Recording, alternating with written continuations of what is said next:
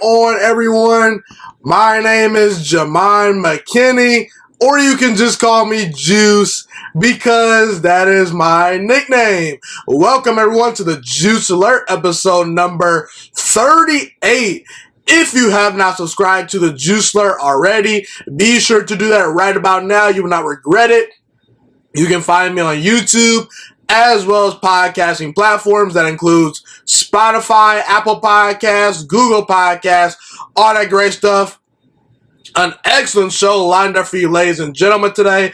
I'm covering roughly 17 topics today. Towards the end of the show, I will discuss who I believe is going to come out on top in the AFC and NFC championship games. Obviously, we have the Buffalo Bills traveling to Kansas City to take on the defending Super Bowl champion, Kansas City Chiefs. The Green Bay Packers will take on Tom Brady and the Tampa Bay Buccaneers. Tampa Bay is going on the road to face Green Bay. Tom Brady, Aaron Rodgers, doesn't get much better than that. We'll talk about who's going to win that matchup later on in the show. I'll also talk about Drew Brees, obviously Tom Brady. We'll talk about Dwayne Haskins. Several new head coaches have been hired in the NFL. We'll talk about those hires. A lot of fun stuff to talk about today. But before I do get started with the show officially, I just wanted to let you guys know you can follow me on Instagram. My Instagram is GHIMAN_MCKINNEY. And my Twitter account is at GHIMANMCKINNEY. And if you want to get specific updates in regards to the show, you can follow the Instagram and Twitter account for the show. The Instagram account is the Juice Alert _ and the Twitter account is at the Juice Alert. Okay, everyone, let's get started. So, I want to kick the show off by talking about Phillip Rivers. So, Phillip Rivers has officially retired from the NFL. He played 17 years in the National Football League, 16 years with the Chargers, another season with the Indianapolis Colts this past year. He obviously led the Colts to the playoffs. They came up short in the first round. They lost to the Buffalo Bills, but no shame in that. Indianapolis, they were a good team, but not a great team, but 16 years with the Chargers, 1 year with the Colts, and Phillip Rivers obviously is a part of the historic 2004 NFL draft where we saw Ben Roethlisberger drafted, we saw Eli Manning drafted, and obviously we saw Phillip Rivers drafted. Ben Roethlisberger, to me, is the best out of the three quarterbacks. At his peak, he was the best. When Ben Roethlisberger was in his prime, he was a top 5 quarterback in the sport. He had a big-time arm. He was pretty mobile in his prime as well. He could make all the throws. He was a great deep ball thrower. He did have a lot of support around him throughout his career. But Ben Roethlisberger, he went to 3 Super Bowls, and he won 2 of them. You gotta respect that. Ben Roethlisberger, early in his career, was super clutch in big games. He's the best out of the 3, in my opinion. Eli Manning was never quite a top 5 quarterback, but he was always consistently a fringe top 10 quarterback. And mostly in his prime, he was probably a top 10 quarterback for the most part. He was always in that 8 to 12 range, of quarterbacks. He maybe was a top 5 quarterback in 1 season in his career, but bottom line, Eli Manning was a very good tier 2 quarterback in his career. He won 2 Super Bowls. That's really what he's known for, because in the regular season, he was inconsistent at times. He didn't always make the playoffs, but when Eli Manning got into the playoffs, he got busy, okay? He beat a lot of good teams, a lot of good quarterbacks in the playoffs. To me, outside of Tom Brady and Joe Montana, as I speak today, Eli Manning is the best quarterback as far as what he's done in the playoffs. So I'd say Tom Brady, Joe Montana, Eli Manning, 3 best playoff quarterbacks ever. He beat Tom Brady in 2 Super Bowls. He did knock off an undefeated Patriots team led by Tom Brady in his first Super Bowl win. Obviously beat Tom Brady a second time. So Eli Manning, to me, he's second out of the group. And then you got Phillip Rivers, And look, Phillip Rivers was never great in big games, never could quite get over the hump, has never even been to a Super Bowl. But just because Phillip Rivers hasn't won a Super Bowl, that doesn't mean that he's not a good player. He had a heck of a career. And to a certain degree, I'm willing to give Phillip Rivers the benefit of the doubt, just simply because he was drafted to the Chargers organization. Meanwhile, Eli Manning and Ben Roethlisberger got drafted by the Giants and the Steelers, 2 much more stable, well-run organizations historically. But Phillip Rivers has Eli Manning and Ben Roethlisberger beat in career touchdown passes, in career completion percentage, in career pass rating, and in career passing yards. Now, does that make Phillip Rivers a better quarterback than Eli Manning or Ben Roethlisberger? No, it doesn't. Absolutely not. But Phillip Rivers is not a scrub, people. This guy had a very solid career, and just because he could not consistently win big games, that doesn't mean we should crucify the guy, because Phillip Rivers, throughout his career, he was consistently a top 10 quarterback in his prime. He was super duper consistent. He was also super durable. At one point, he started 252 straight games, which is the second longest streak in NFL history, behind Brett Favre. Brett Favre was just an animal as far as his durability. But Phillip Rivers, he was super durable. He was a great leader. He's a class act. He never was the fastest guy. Never was a quarterback that had a big time arm. Never had the strongest arm, but he had a very weird sidearm release. He beat you with his brain, with anticipation, with accuracy. And like I said, I don't know how he continued to deliver the ball accurately on a consistent basis with that weird sidearm motion, but it works for Phillip Rivers. Good for him, So, look, the one thing I also can say about Phillip Rivers is he just kind of put his head down and played, Look, I have no problem with a guy like Deshaun Watson quietly wanting out of a place like Houston, just because Houston has done a poor job of supporting Deshaun Watson. Deshaun Watson has quietly kind of requested a trade, but the one thing about Phillip Rivers is he never would do that to the Chargers organization. He just wasn't that guy. He wanted to be a part of the Chargers organization. He wanted to continue to win games with the same organization. He showed great loyalty to the franchise that drafted him. And I gotta respect a guy that wants to stay with the franchise for his entire career, that wants to win games with the same team, that wants to stay loyal to a fan base. I gotta respect that. Phillip Rivers never, put the blame on the organization. He just kind of said, I need to be better. And look, that might have been a dumb decision by Phillip Rivers because, hey, who knows? Maybe if he goes to a team like the Steelers or the Giants, he maybe gets to a Super Bowl or two, or has a couple more, playoff victories. But in the end, we'll never know. But I gotta respect Phillip Rivers for that. The guy, for his career, did pile up very good numbers throughout his career. He's fifth all-time in passing yards with 63,400 passing yards at the time of this segment. Right now, at the time of this segment, he's also fifth in passing touchdowns with 421 career passing touchdowns. He's fifth all-time in completion percentage. Not fifth all-time in completion percentage.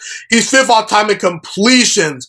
Pardon me, with 5,277 completions. And the one thing we can say about Phillip Rivers is he had a great passion for the game of football. His teammates have rave reviews about him. They always speak highly of Phillip Rivers. He never cheated the game, never cheated the fan base. There's this video on the internet of him giving a great speech to the NC State football players that obviously was Phillip Rivers' college in which he went to and attended. He was drafted out of NC State, so.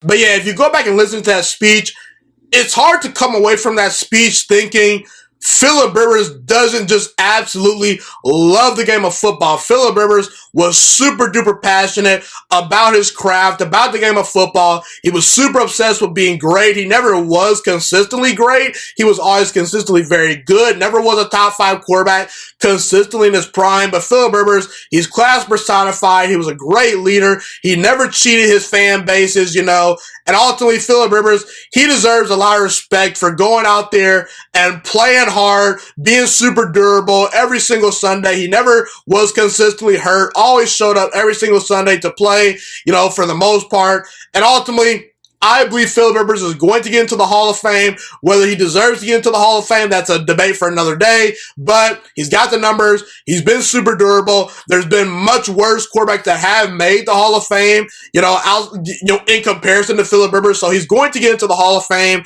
And today, we should all celebrate Phillip Rivers for his durability, his toughness, for his crazy trash talking, for that weird sidearm release, and ultimately, we should celebrate Phillip Rivers for having a very, very solid NFL career up to this point as we speak today. Okay, let me shift to this. I have a firm belief that Phillip Rivers is actually not a Hall of Fame quarterback. I would not vote Phillip Rivers into the Hall of Fame if I had a vote. Unfortunately, it pains me to say that because Phillip Rivers, he was a very passionate football player. He had a great, love for the game of football. He was liked by his teammates.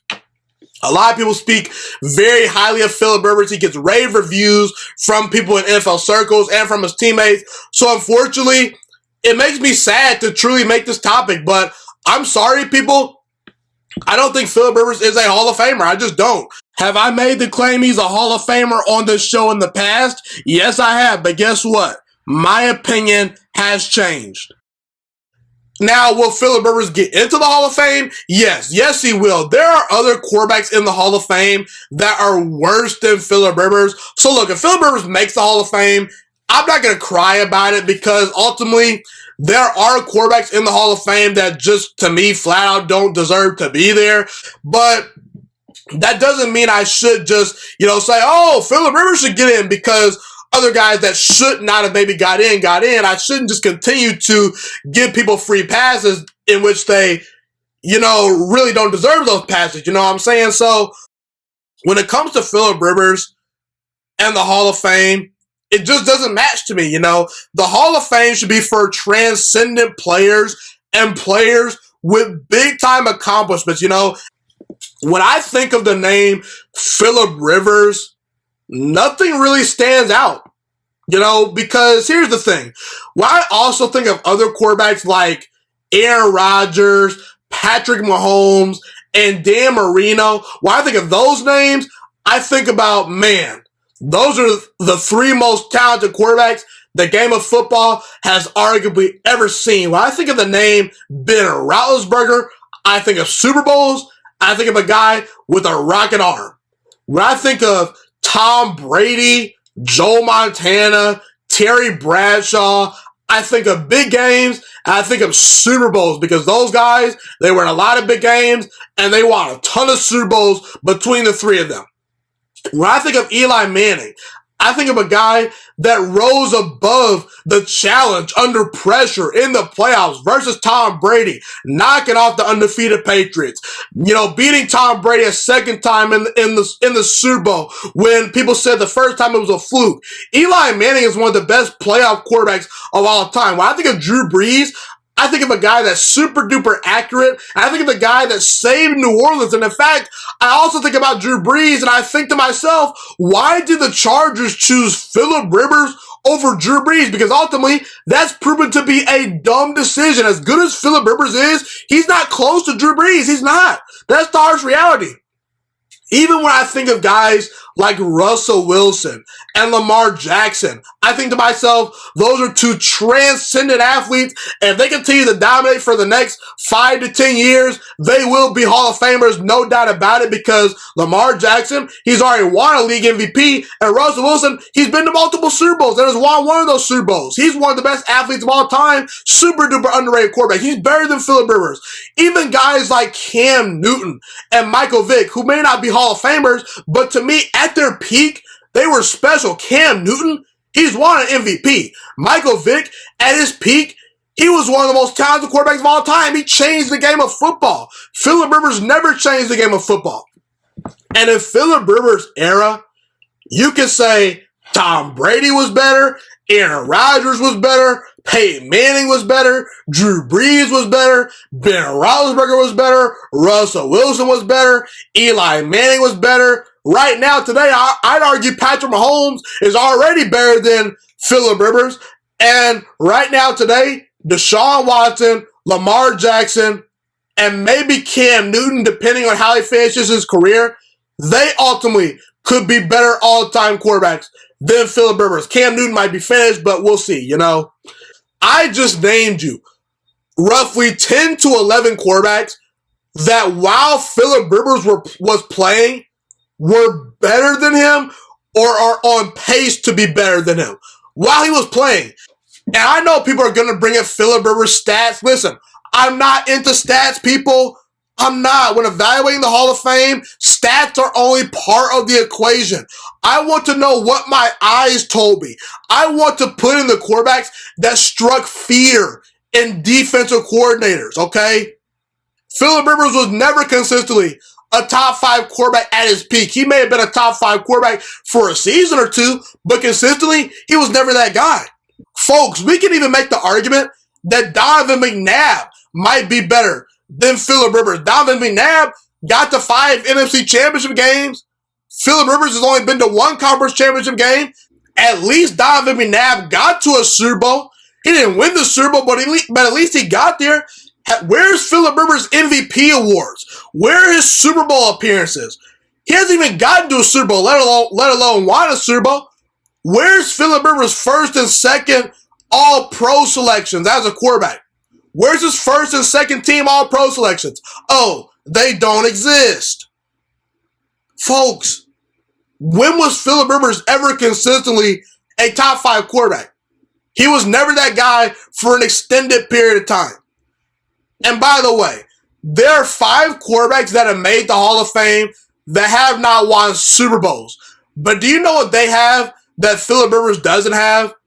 They have either a first or second team All-Pro selection. Dan Fouts has been either first or second team All-Pro. Warren Moon has that title. Dan Marino has that title. Jim Kelly has that title. And Fran Tarkenson has that title as well. Phillip Rivers never was even voted to even second team All-Pro. And look, if you do not win a Super Bowl in your career as a quarterback, is that the end of the world? No, it's not. But the one thing I can say about the Dan Marinos of the world, the reason why I give Dan Marino a pass is this. Dan Marino at least got to a Super Bowl for one. At least Dan Marino has won an MVP. At least when Dan Marino was playing, he was a top 3 quarterback at his position. At least I can say Dan Marino was super talented and arguably one of the 3 most talented quarterbacks of all time. He passed the eye test. He passed the, I watched him play his games, and he struck fear in the opposing defensive coordinator. Phillip Rivers, he doesn't check off that box. He just doesn't. He was never a transcendent thrower of the football. At least you can let Dan Marino slide because he was a transcendent thrower of the football. And we do this weird thing in the NBA and the NFL where, well, really the NBA mainly. Let's just stick to the NBA. We do this weird thing in the NBA where guys like Chris Paul, Carmelo Anthony, Vince Carter, and even Draymond Green are either going to make the Hall of Fame or have made the Hall of Fame despite not having a ton of postseason success, okay? And look, I love Carmelo Anthony. I love Chris Paul. I love Vince Carter. They were very fun players to watch. But they did not accomplish a whole lot, okay? And there's this weird theory that it's just okay to let these guys into the Hall of Fame because they didn't accomplish a whole lot. And it's kind of the same thing with these quarterbacks, you know. We can say, we're going to let Phillip Rivers in because his stats are good. It just doesn't, it should not work that way for me.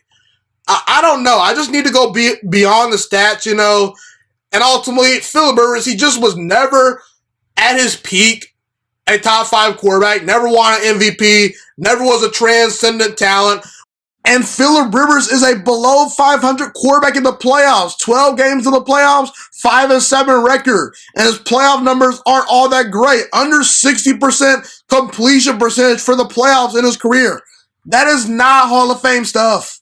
When I think of the name Phillip Rivers, nothing special jumps to my mind. And while he just doesn't have the accomplishments, he never was good enough at his peak for me to consider him a Hall of Fame quarterback. So ultimately, I hate to be that bad guy today, but I'm sorry. Phillip Rivers is not a Hall of Fame quarterback for all the reasons that I mentioned. Okay, let me shift to Drew Brees and the New Orleans Saints. So the New Orleans Saints obviously lost to the Tampa Bay Buccaneers 30-20 in the divisional round of the 2021 NFL playoffs. And look, Drew Brees played bad in this game. The story of this game was the Buccaneers defense and how pedestrian they made Drew Brees look in this matchup. You know, Drew Brees was 19 for 34 in this game. He threw for a whopping 100 and 34 yards, only had one touchdown pass. He threw 3 interceptions in this game. And Drew Brees was a big reason why the Tampa Bay Buccaneers won this game, just because he was not good enough in this game. Tom Brady outplayed him. And Tom Brady didn't even play all that great of a game. Tom Brady just didn't make mistakes, and he was accurate in the red zone when he needed to be. Brady wasn't great, but Drew Brees was all-time bad. He was horrible in this matchup versus the Tampa Bay Buccaneers defense. And look, it's very clear to me that Drew Brees is not the same quarterback that he once was. He just isn't.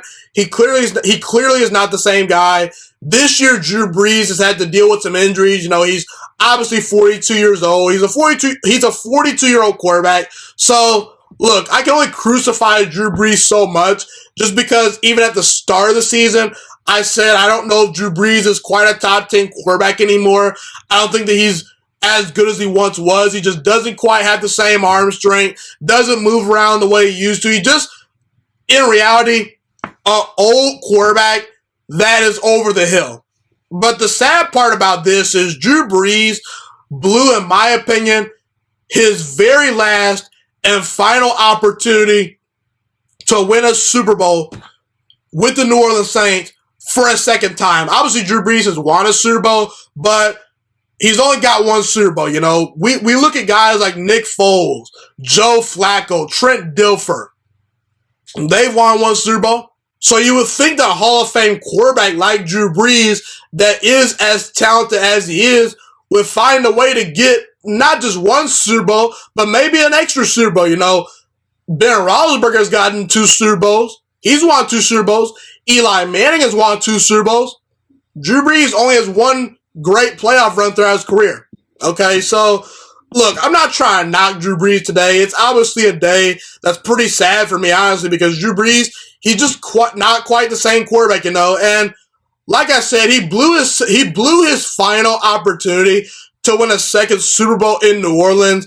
And to me, this is somewhat a knock on Drew Brees' legacy, just from this standpoint, because there was a stretch in the middle of Drew Brees' career where his defenses were just god-awful. They were awful. The rosters were no good. The Saints had no shot to win a Super Bowl. But Mickey Loomis, the Saints general manager, since taking over in New Orleans, has done a great job of giving Drew Brees a great roster to try to win a second Super Bowl. Over the past 4 years, you can make the argument that the New Orleans Saints have had the best roster in the entire NFL. You look at their running backs, their wide receivers, their offensive line, their defense, Sean Payton being the great play caller that he is. You would think that at some point, the New Orleans Saints would find a way to at least get to another Super Bowl in the Drew Brees era. And ultimately, Drew Brees' time in New Orleans, really in the grand scheme of things, for the most part, is probably going to be remembered for only one great playoff run. Just one great playoff run in which he beat Peyton Manning and the Indianapolis Colts in the Super Bowl. And ultimately, it's kind of a knock on Drew Brees' legacy because, like I said, early in Drew Brees' career, he did not have the rosters to consistently win Super Bowls. But in the later stages of his career, and Drew Brees was still playing good football up until this year, okay? So it's not like Drew Brees has been a washed-up, terrible quarterback for the past 4 to 5 seasons. At some point, you would think that Drew Brees would put up or shut up and find a way to win a second Super Bowl. He just has not accomplished that. So ultimately, I don't think Drew Brees is a top 5 quarterback of all time. I think he's close. I think that he's right there. To me, the top 5 quarterbacks in no order would be Joe Montana, Tom Brady, Peyton Manning, John Elway, and Aaron Rodgers. They've all won MVPs. Outside of Aaron Rodgers, all of them have been to multiple Super Bowls. But the one thing I can say about Aaron Rodgers is he's won 3 MVPs. Drew Brees has won 0 MVPs. Aaron Rodgers, throughout his prime, virtually never missed the playoffs. Drew Brees, throughout his career, has missed the playoffs 9 times.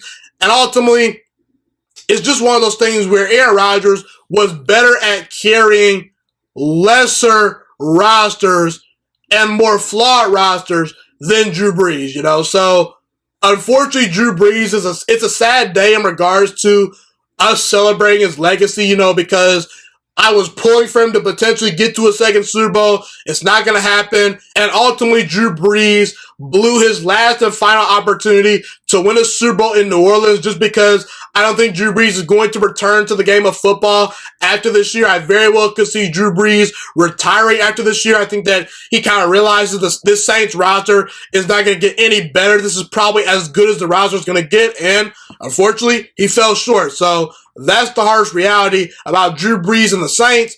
And ultimately, I feel bad for Drew Brees that he ultimately could not cash in on another opportunity to win a second Super Bowl with Sean Payton and the New Orleans Saints. It's a sad day if you're a Drew Brees fan. No doubt about it. Okay, let me shift to this. So like I said, the Buccaneers beat the New Orleans Saints in the playoffs 30-20. Tom Brady and the Tampa Bay Buccaneers came out on top. And I specifically said when I previewed that matchup that the New Orleans Saints give the Tampa Bay Buccaneers a lot of problems. You can make the argument the Saints might have been the better team. But what did I specifically say in my preview and breakdown of that matchup? I said the Tampa Bay Buccaneers are going to go on the road into New Orleans and win that game for one reason and one reason only. The Tampa Bay Buccaneers have Tom Brady and the New Orleans Saints don't. That was my reason. That was the one reason I said. And look, Drew Brees is an all-time great quarterback, no doubt about it. But even the gap between Tom Brady and Drew Brees is wide, and that gap favors Thomas Edward Brady, folks, okay? This matchup in the playoffs was a perfect representation of why Tom Brady has always been better than Drew Brees, and it also represents what separates Tom Brady from Drew Brees. Okay, because I've gone back and forth with some New Orleans Saints fans. They've said to me, "Oh, Drew Brees is better than Tom Brady. If you give Drew Brees Bill Belichick, he'll win a bunch of games." When in reality, Drew Brees has had a Hall of Fame coach in Sean Payton, who's an excellent play caller that has won 64% of his career games.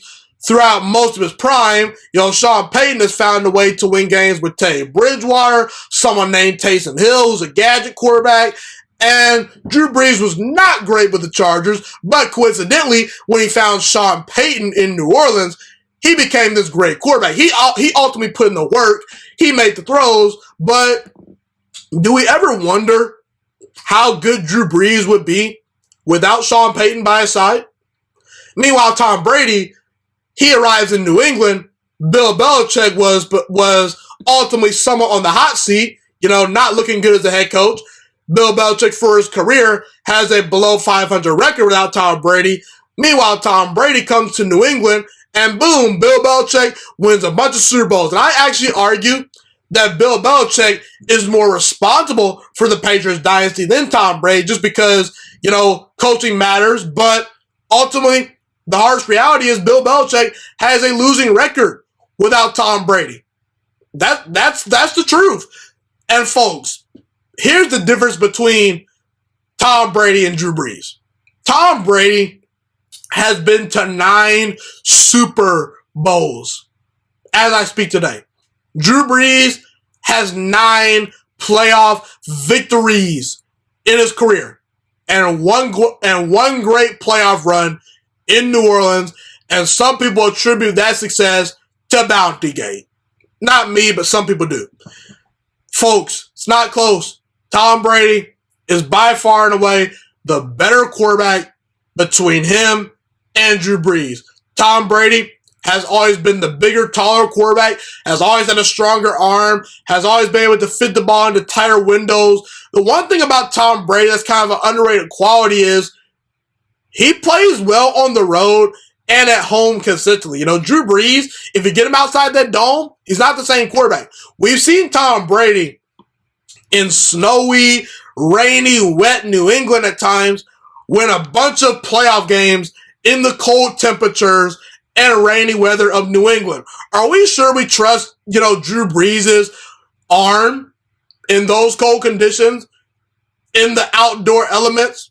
I'm not so sure. I'm not sure if his arm will hold up as much as Tom Brady's arm held up, Drew Brees is barely 6 foot tall. Tom Brady is 6'5". That matters in the quarterback position, okay? In the last 3 years, the Saints have not been able to push the ball down the field, folks. And so I've always kind of rolled my eyes at people that have said, "Oh, Tom Brady, he's not better than Drew Brees because, if Drew Brees was giving Bill Belichick and those great defenses, he'd win a bunch of games." Well, Drew Brees has had arguably the best roster in all football the last 4 years, and he hasn't even been back to a Super Bowl in over a decade. So it's one of those things where Tom Brady seems to make less and less mistakes in the big moments because Tom Brady wasn't even great versus New Orleans this past week. He just didn't make a whole bunch of mistakes. Drew Brees, he made more and more mistakes as the game went on. Ultimately, Drew Brees, great all-time quarterback. Not trying to slander the guy too much, but Tom Brady has always been head and shoulders above Drew Brees, and that is still the truth as I speak today. Tom Brady has separated himself from Drew Brees in Tampa Bay, and he was always better than Drew Brees, even back to his days with the New England Patriots. No doubt about it. Look, I've always kind of admired athletes that have sustained success over a long period of time. Patrick Mahomes is great, but I struggle to anoint Patrick Mahomes to all-time great status just because I've seen Aaron Rodgers, Brett Favre, and Dan Marino make the same throws that Patrick Mahomes is making right now, and they've sustained success for over a decade. I want to kind of see if Patrick Mahomes can continue to keep this up and maybe potentially capitalize on his window to be a dynasty. Well, I should say to lead a dynasty with the Kansas City Chiefs. I want to see it. A big reason why Andrew Luck is not going to be a Hall of Famer is because he was not great for a long enough period of time. He retired early, so he can't be a Hall of Famer to me.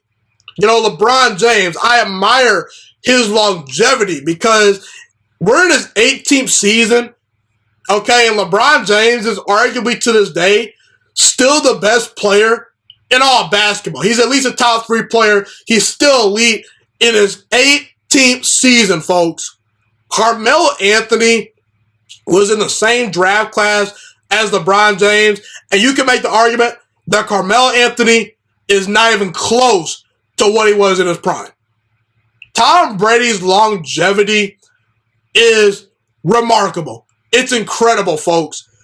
We're talking about a 43-year-old quarterback that just came off a season in which he threw 40 touchdown passes, and now he's on his way to an NFC Championship game to face Aaron Rodgers and the Green Bay Packers. And if he beats Aaron Rodgers and the Green Bay Packers, he will go to the Super Bowl, and I think he has a great chance to win that Super Bowl if he can knock off Aaron Rodgers and the Packers, okay?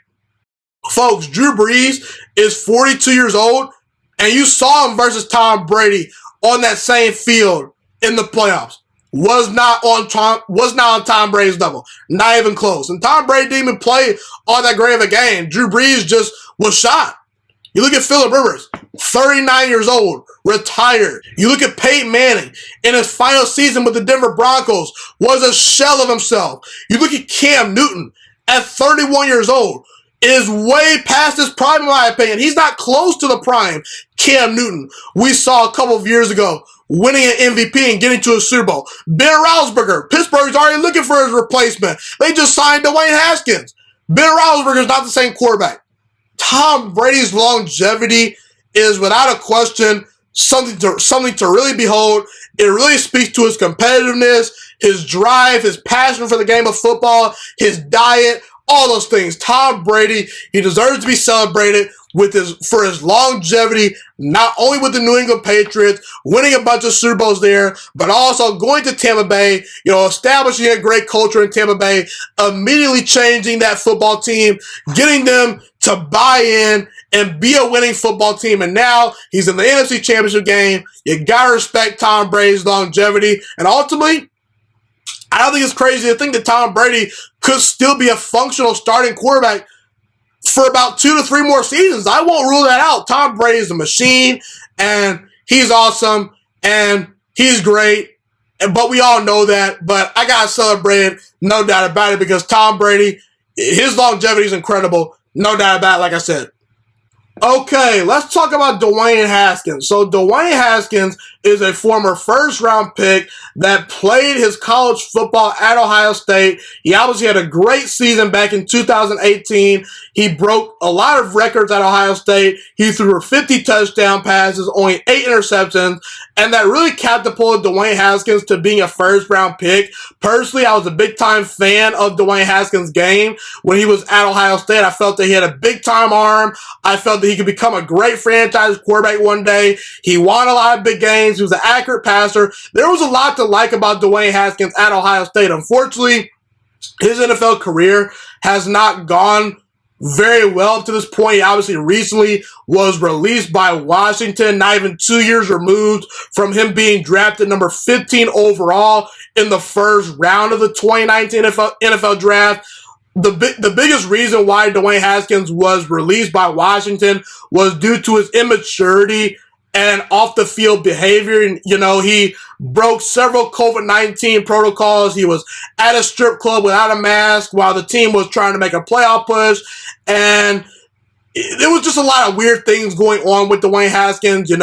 Personally, I think that he was drafted into a very dysfunctional situation in Washington because ownership drafted him and not the coaching staff. Daniel Snyder put his name to drafting Dwayne Haskins when in reality none of the coaches were actually truly all in on Dwayne Haskins. So it's a very rough spot for your quarterback to be in when the coaching staff isn't sold on him, but the ownership is. And it just seems like things were never going to work with Dwayne Haskins in Washington as time went on. He was not very good when he played in Washington, when he got his opportunity to start games. He just wasn't very accurate. He was making poor decisions on the field, just didn't seem prepared, and it was a mess. He fell flat on his face. He failed as a franchise quarterback in Washington. And Dwayne Haskins really has no one to blame but himself, because in the NFL, all you can really ask for is an opportunity to become a franchise quarterback. So he failed in Washington, but I do really, really like this situation that Dwayne Haskins is walking into with the Pittsburgh Steelers. And ultimately, I believe Dwayne Haskins will do great things with the Pittsburgh Steelers. I believe Dwayne Haskins will become a long-term franchise quarterback with the Pittsburgh Steelers. And I believe him landing with Pittsburgh could really help jumpstart and turn around his NFL career. I can see Dwayne Haskins doing great things in Pittsburgh, and I'll tell you why. First of all, I really, really like this fit just because Washington historically has been a dysfunctional organization. Meanwhile, Pittsburgh, they haven't had a losing season since 2003. Meanwhile, during that same time frame, Washington has had 12 losing seasons. Okay, so Washington, they're known for being a dysfunctional, not well-run organization. Meanwhile, Pittsburgh, they're a winning organization. That's all about winning, okay? So I think that that's a great fit for Dwayne Haskins, going to a stable, well-run organization. And the Pittsburgh Steelers roster is really, really good. You look at the wide receivers that he's going to be able to throw to. You look at Chase Claypool, Deontay Johnson, James Washington, Juju Smith-Schuster if the Pittsburgh Steelers decide to re-sign him. That's a really, really good wide receiver core. And Pittsburgh, they're known for drafting wide receivers very, very well, okay? And also, Pittsburgh is a solid offensive line, and Dwayne Haskins can learn from a former Super Bowl winning quarterback in Ben Roethlisberger. Ben Roethlisberger has won 2 Super Bowls in his career. He's a Hall of Fame quarterback. He'd be a great mentor for Dwayne Haskins, in my opinion. And Mike Tomlin is a very player-friendly head coach. And the thing about Dwayne Haskins is this. What he can do in Pittsburgh is be properly developed. He can sit and learn for a year behind Ben Roethlisberger. He can learn how to be a professional franchise quarterback.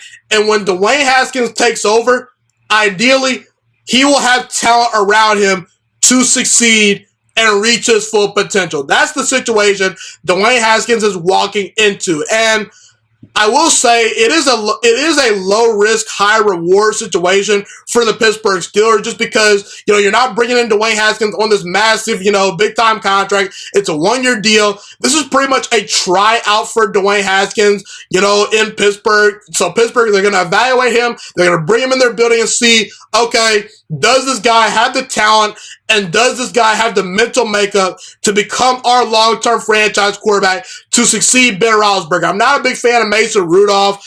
Mason Rudolph had a very good college career at Oklahoma State, but up to this point in the NFL, I've not been a big fan of his game. I think Dwayne Haskins has much, much more upside than Mason Rudolph, so I think Dwayne Haskins ultimately is the second most talented quarterback automatically on this roster. I do think that Dwayne Haskins, getting the wake-up call that he got in Washington, falling flat on his face, I believe Dwayne Haskins will learn from his failures in Washington. I think he's super motivated. I think he's going to come in, do everything he can to learn from Ben Roethlisberger, study that playbook, and I believe Dwayne Haskins will take over and become the guy with the Pittsburgh Steelers. I actually compared Dwayne Haskins to Ben Roethlisberger when he was coming out of Ohio State. I think that he's sort of a poor man's Ben Roethlisberger, but in a good way, because not very many quarterbacks are going to be ever as good as Ben Roethlisberger has been in his career. Ben Roethlisberger is a Hall of Famer that's won 2 Super Bowls, but I do think Dwayne Haskins has, some of the similar traits that Ben Roethlisberger has. He has, the size, he's got the big time arm. He looked like sort of a Ben Roethlisberger clone at Ohio State to a certain degree. That's the guy that I compared him to. So I really, really love this situation for Dwayne Haskins. I'm super duper happy that he's getting another opportunity to reboot his NFL career. And boy, oh boy, this is a home run for Dwayne Haskins as far as the situation that he could have, been given, okay? Because he could have landed with a, team that, was not very good, that didn't have a great roster. But no, he landed with the Pittsburgh Steelers, a well-run, stable organization. And as long as Dwayne Haskins just puts in the work, studies behind Big Ben, and is motivated and changes his habits and puts his foot down and works, I believe he's going to be the long-term franchise quarterback in Pittsburgh. My only concern about this fit with Dwayne Haskins and Pittsburgh is this. Mike Tomlin and his teams have been sort of loose in the past. And this past year, they've been a little loose. Juju Smith-Schuster, he's dancing on logos before the game. He's on TikTok. Chase Claypool coming out talking about the Cleveland Browns after Pittsburgh just lost the game. It's just some immature things. But the one thing we can say about Mike Tomlin is he's a darn good head coach. The only thing I will say is Dwayne Haskins, he was sort of loose and a little immature in Washington. I just have a tad slight concern that Pittsburgh's locker room might be a little too loose for Dwayne Haskins to deal with, because the thing about Dwayne Haskins was the knock on him was he was a little bit immature. And that locker room in Pittsburgh comes across as a little bit immature, but I do think Dwayne Haskins will realize, hey, I need to stop being the immature guy. I need to be serious and take this, to heart, because if Dwayne Haskins cannot make it work with the Pittsburgh Steelers, then he's probably never going to be anything special in the NFL, because Pittsburgh, they're a well-run organization. They've got star players on their team, really good defense, really good weapons on the outside wide receivers. So Dwayne Haskins, this is it, man. This might be it for you. This is probably arguably your last opportunity to prove that you can become a great franchise quarterback. So I think Dwayne Haskins will take the opportunity and run with it. And I believe in Dwayne Haskins still to this day. And I believe Dwayne Haskins will do great things with the Pittsburgh Steelers. I like this fit a lot. No doubt about it. Okay, let me shift to this next topic right here. So, here's the thing, people. Super Bowl 55 is right around the corner. And there are 4 teams remaining in the playoffs. You have the Green Bay Packers, led by Aaron Rodgers. You have the Kansas City Chiefs, led by Patrick Mahomes. You have the Tampa Bay Buccaneers, led by Tom Brady, and you have the Buffalo Bills, led by Josh Allen. I believe we're going to get a very good, entertaining Super Bowl matchup regardless of who wins these two games. I could very well see Buffalo and Tampa Bay being a very compelling Super Bowl matchup, but the one Super Bowl matchup I'm rooting for very, very hard is Kansas City Chiefs versus Green Bay Packers.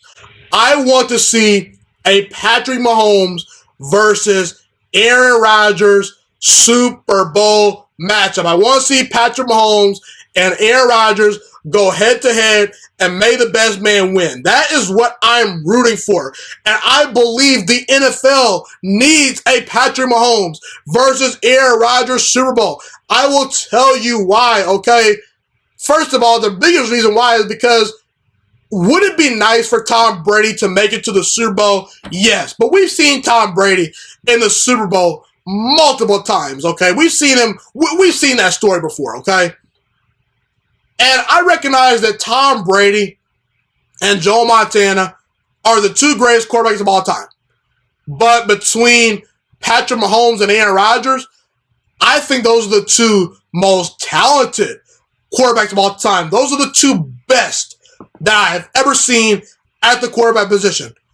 I'm talking arm strength, accuracy, mobility, the ability to throw from different arm angles, the quick release, the ability to process at the line of scrimmage, the ability to make something out of nothing. Those two guys are the most talented quarterbacks I've ever seen. I want to see them go at it, okay? And 20 years from now, assuming we get a Patrick Mahomes versus Aaron Rodgers Super Bowl matchup, that could go down as the greatest and most compelling quarterback matchup in Super Bowl history, okay? Because when it's all said and done, both Patrick Mahomes and Aaron Rodgers could go down as both being top 5 quarterbacks of all time. And the closest thing we've gotten to two top 5 quarterbacks of all time meeting in the Super Bowl was Peyton Manning versus Drew Brees. Drew Brees, to me, is a borderline top 5 quarterback of all time.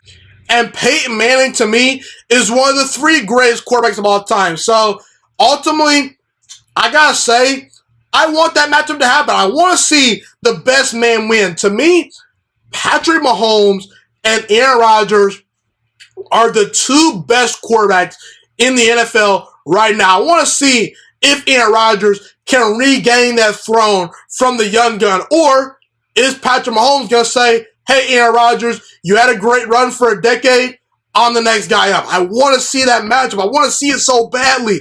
And this would be a rematch from Super Bowl number 1, where Kansas City met Green Bay, and Green Bay beat the Kansas City Chiefs in the first ever Super Bowl matchup. Super Bowl 55, man, I want to see Aaron Rodgers versus Patrick Mahomes. We've been robbed of a Tom Brady and Aaron Rodgers Super Bowl on 2 different occasions.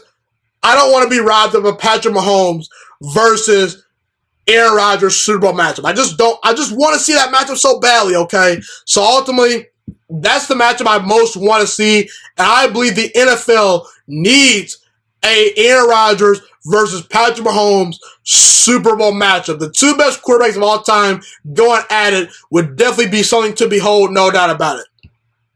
So Aaron Rodgers and the Green Bay Packers are now facing the Tampa Bay Buccaneers in the NFC Championship game in the 2021 NFL playoffs. Tom Brady and the Tampa Bay Buccaneers are rolling into town.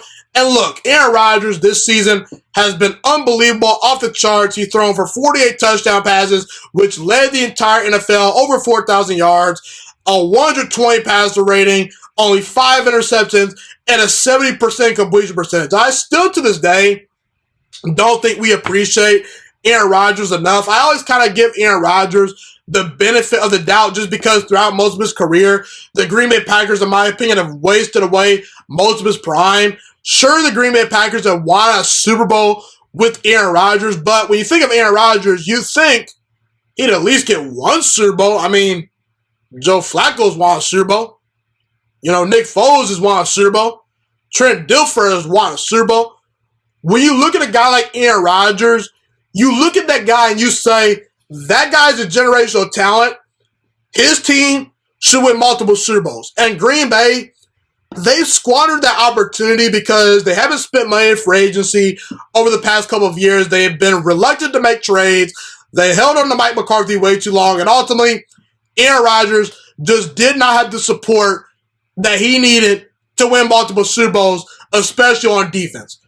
But I got to give the Green Bay Packers organization at least some credit this year, because this is a good team, But here's the thing. Once you get to the NFC Championship game and once you get to the Super Bowl, the good teams get separated from the great teams, and it happens very quickly at times, okay?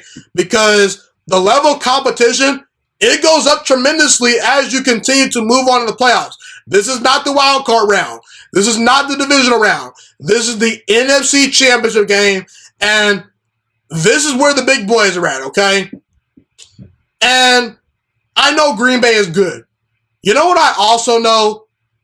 I also know Green Bay in the regular season of the 2020 NFL season, I saw Green Bay barely beat the Jacksonville Jaguars, a one-win football team. Jacksonville, one-win football team, barely beat them. You know what I also saw in the regular season? I saw Green Bay barely beat a 4-win Carolina Panthers team at home. You know what I also saw? I saw Green Bay at home get pushed around by Minnesota. You know what I also saw? I also saw Green Bay get boat raced 38-10 by the Tampa Bay Buccaneers, the team they are playing in the NFC Championship game. I've always kind of said, usually Green Bay can fool us because Aaron Rodgers is so great.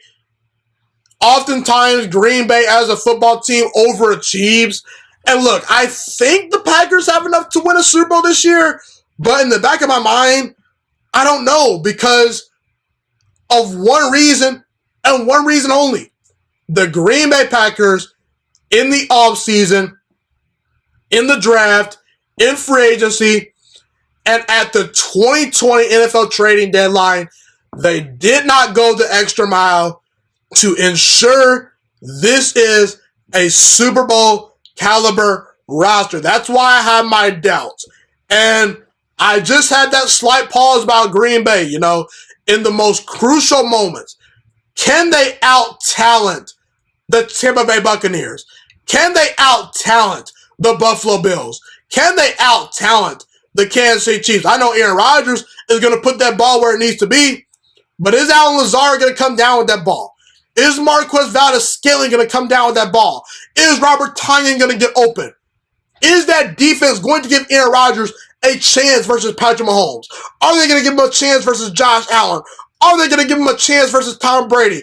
I'm not so sure, people. I'm just not. And ultimately, if Aaron Rodgers goes out there and plays well in the playoffs and Green Bay falls short once again, I'm not putting this season and this loss on Aaron Rodgers' shoulders, okay? Because Aaron Rodgers, he's the league MVP. He's going to win his third MVP. He deserves to win his third MVP. He's done everything in his power to put this team in a position to win a Super Bowl.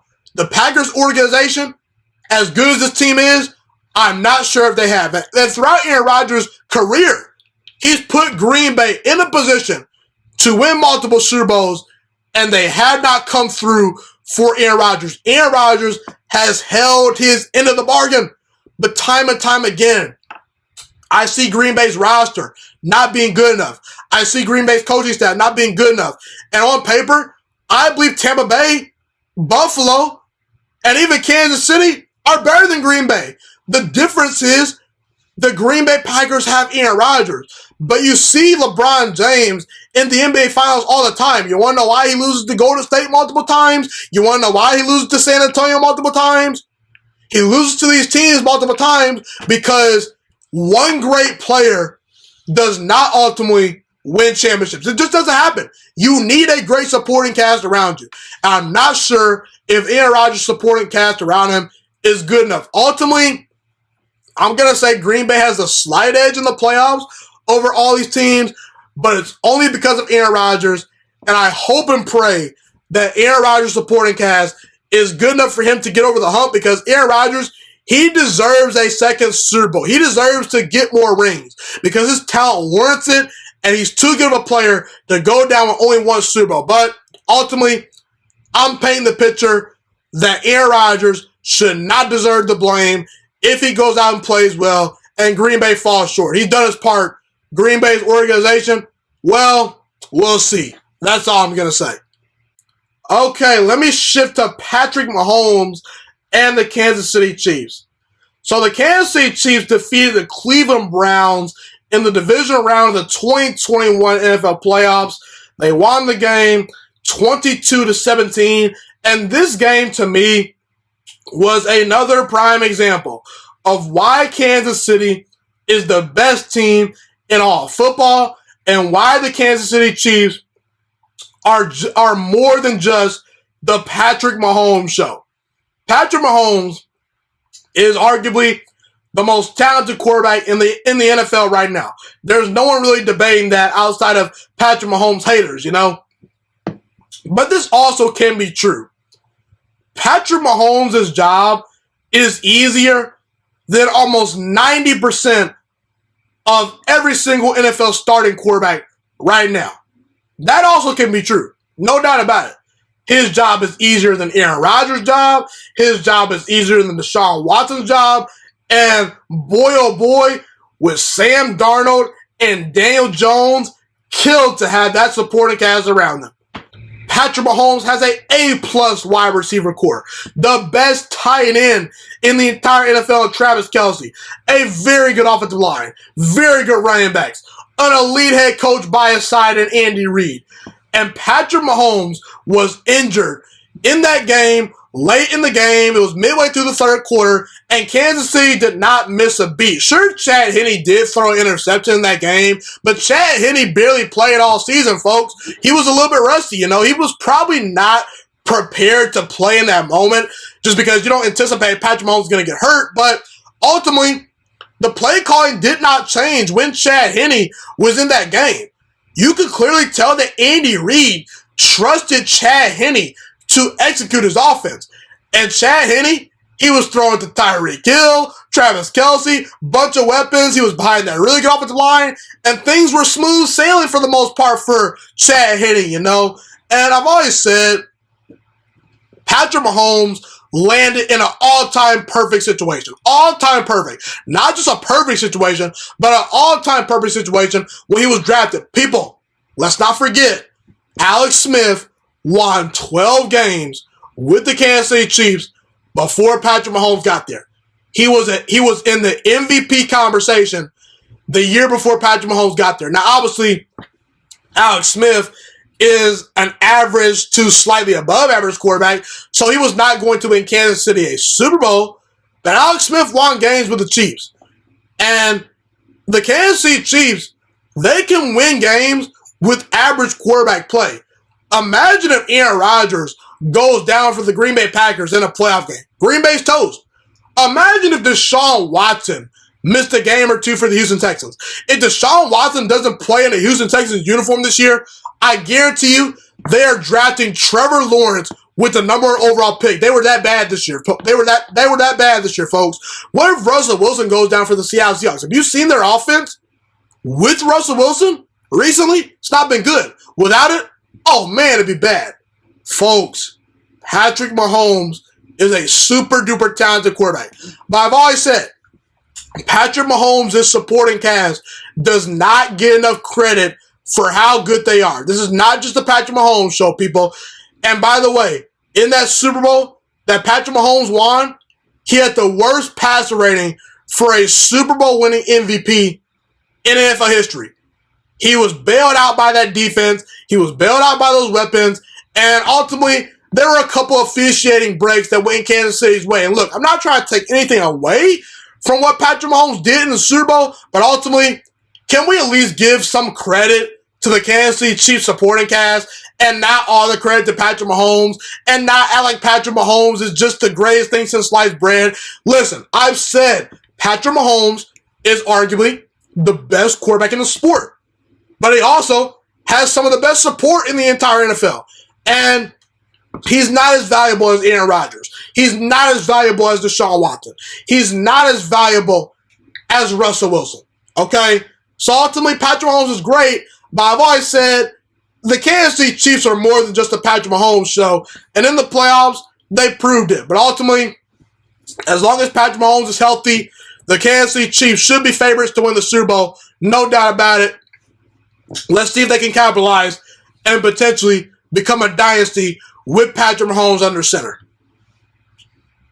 So, Lamar Jackson and the Baltimore Ravens lost to the Buffalo Bills 17-3 in the 2021 divisional round of the playoffs. And look, it was a really ugly game. Buffalo was not great in this game. Their defense showed up and played great, but their offense wasn't great. But ultimately, they got the win.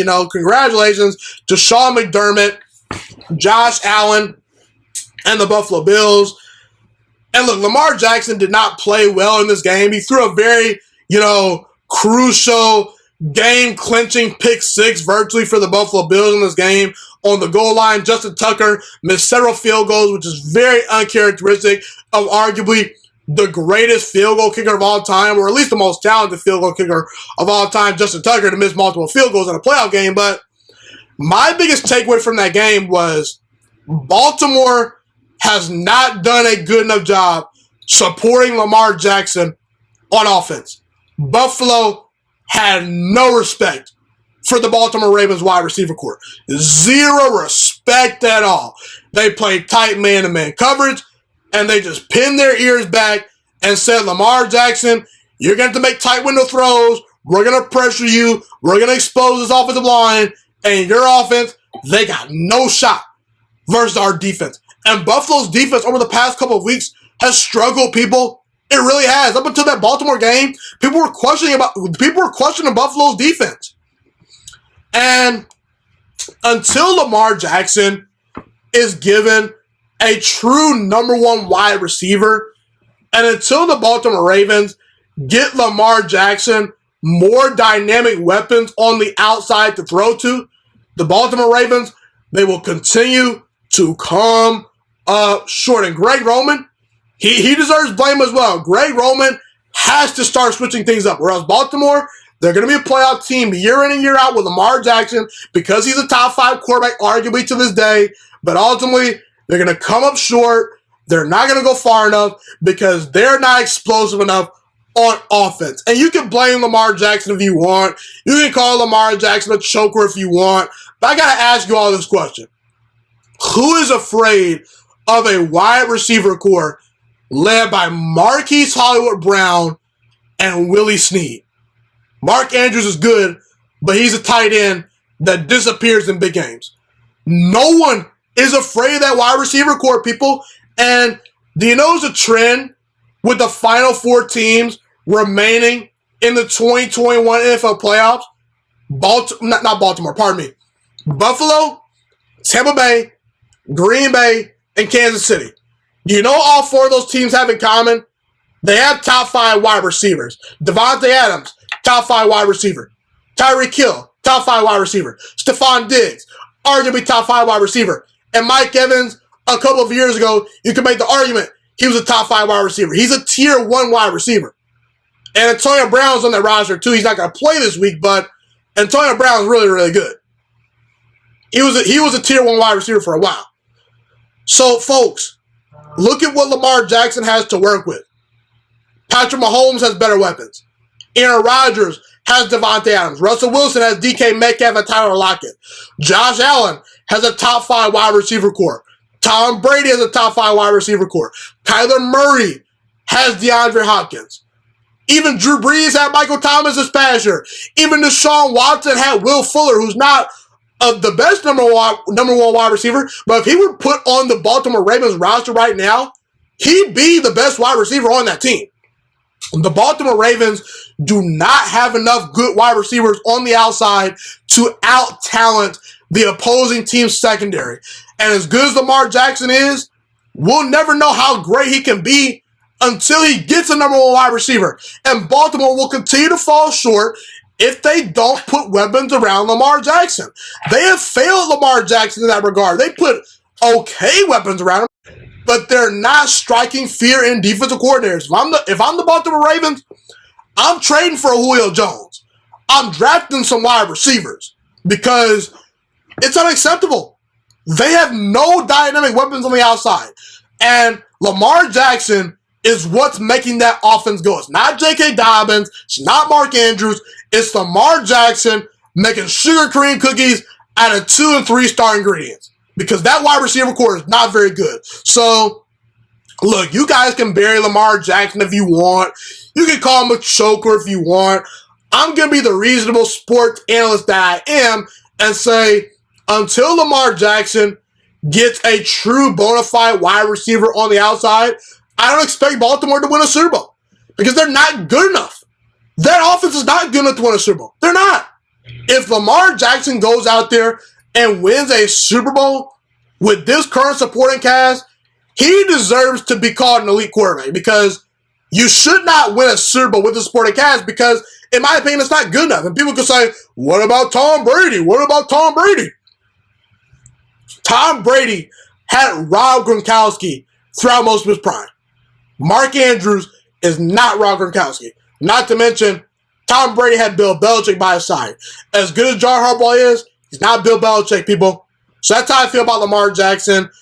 Lamar Jackson, I'm going to give him a pass this year. He won his first ever playoff game. And ultimately, I look at the Baltimore Ravens and I say, they don't have enough good weapons on the outside to win a Super Bowl. They're not dynamic enough on offense.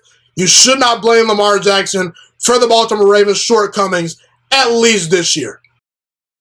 I now want to talk about the Washington football team. So the Washington football team just won the NFC East during the 2020 NFL season. They obviously made it to the playoffs. They did lose to the Tampa Bay Buccaneers, but there should be no shame in Washington losing that game. It was the first year in the Ron Rivera era. They won 3 games in 2019, 2020, and ultimately, they're a much improved football team. They're heading in the right direction. There finally is some stability in that organization. Washington, they're heading in the right direction, led by Ron Rivera. Jack Del Rio is a very good defensive coordinator. Chase Young's a generational talent. They got a bunch of stars on that defensive line, led by Chase Young, Montez Sweat, a.k.a. Montez Swat. That's what Washington fans call Montez Sweat. But yeah, Montez Sweat, Chase Young, they got some studs in that defensive line. I've said in the past, I think Chase Young can one day become the best defensive player in all of football. I stand by that statement. I do believe he will take that title one day from Aaron Donald. Terry McLaurin is a bona fide number 1 wide receiver. Antonio Gibson's a very good running back. And the offensive line is actually much improved this year.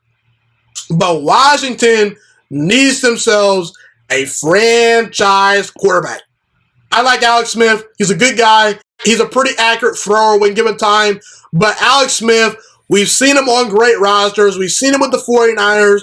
We've seen him with the Chiefs, with star wide receivers, with really good defenses, not be able to win in the playoffs. And maybe that changes over time.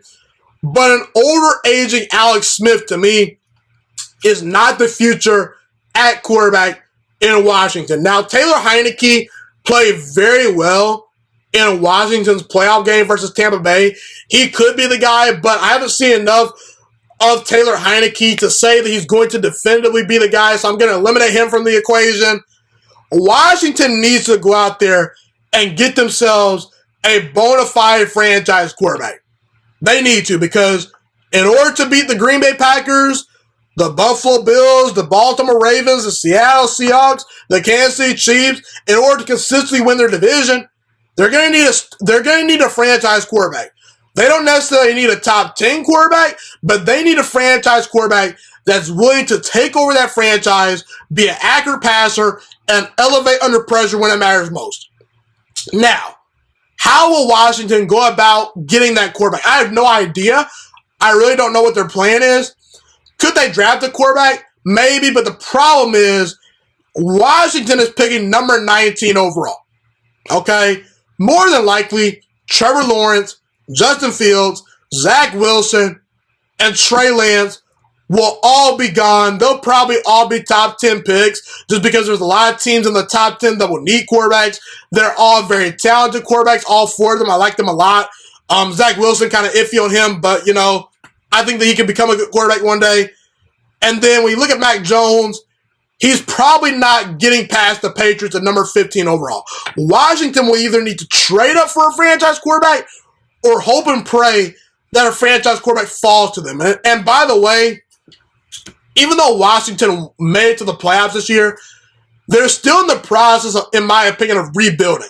Okay? So they need all the draft picks and assets they can get. So, yes, it would be nice to trade up for a Trey Lance or a Justin Fields, but don't you kind of want some of that ammunition to help improve that offensive line, to help improve that defense and make it become the best unit maybe in all of football one day?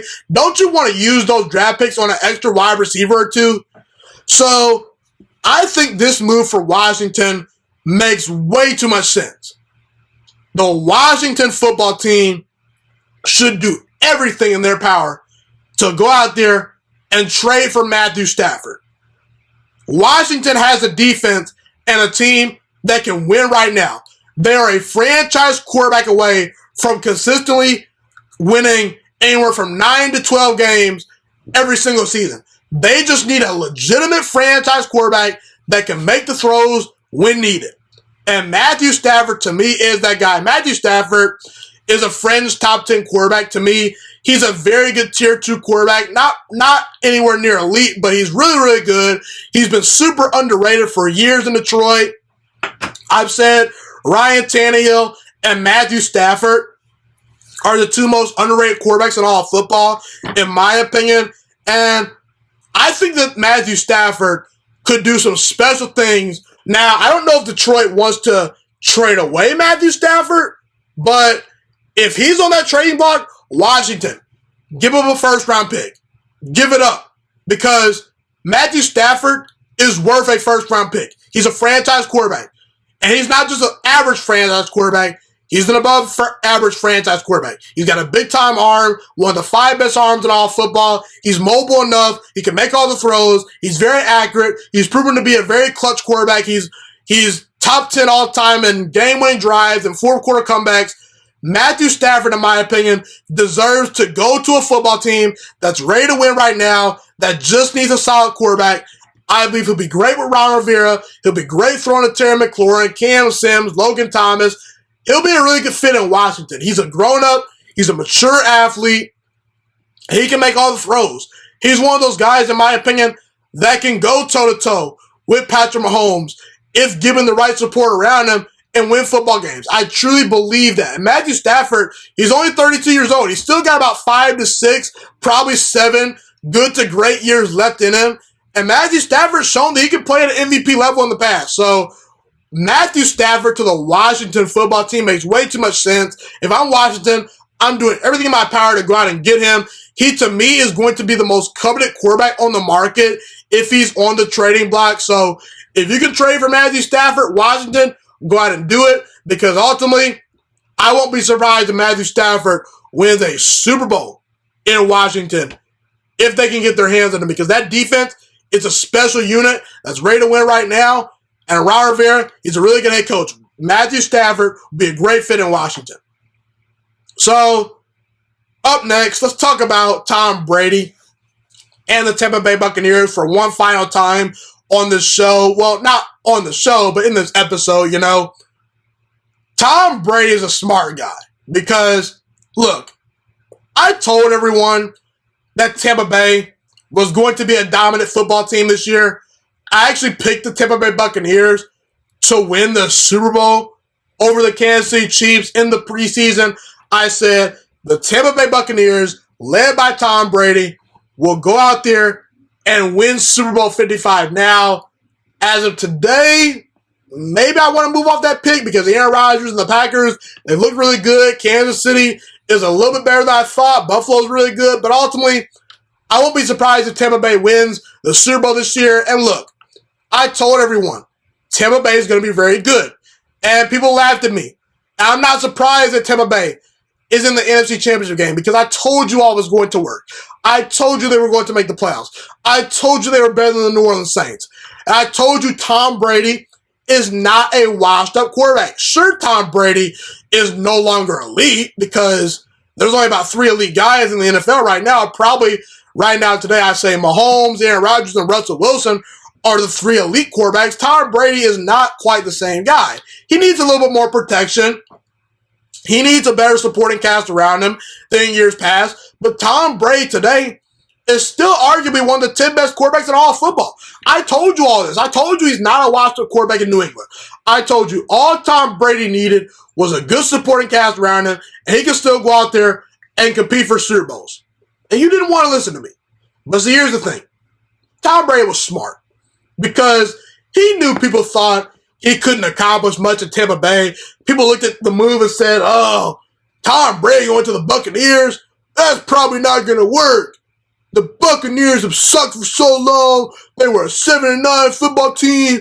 Some people even said that, oh, Jameis Winston was a better upgrade than Tom Brady. Those people were dumb and they were delusional. But the bottom line is there were mixed reviews about Tom Brady going to Tampa Bay.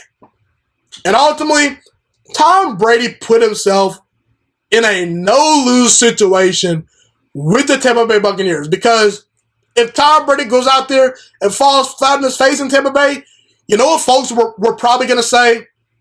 They probably were going to say, he's a 43-year-old quarterback. He's past his prime. And ultimately, he got old. He failed because he got old. But then, when Tom Brady wins, they're going to say, man, I'm surprised. Tom Brady's leading this Buccaneers team to new heights. Tom Brady's a smart guy. He saw those weapons in Tampa Bay. He saw that good defense in Tampa Bay. He saw Jameis Winston throwing all those interceptions and said, man, you put me in that offense, I'm gonna throw 40 touchdowns, which he actually did. I'm gonna dominate. I'm gonna lead this team to the playoffs. So the point I'm trying to make people is the Buccaneers were horrible as a franchise before Tom Brady got there. They were known as the Succaneers. They had not made the playoffs in a long time. And Tom Brady, he said, you know what? I'm going to take on that challenge because ultimately people think I should retire anyway. People are going to say, if I fail, I'm a 43-year-old quarterback anyway that just got old and flamed out. Kind of like how Saints fans are saying, you know, Drew Brees, he was old. He was over the hill. Don't blame Drew Brees for this loss. So, yeah, Tom Brady, he's in a no-lose situation. And I'm not letting Tom Brady off the hook, okay? Because, look, Tom Brady, I said the Tampa Bay Buccaneers team could go win a Super Bowl.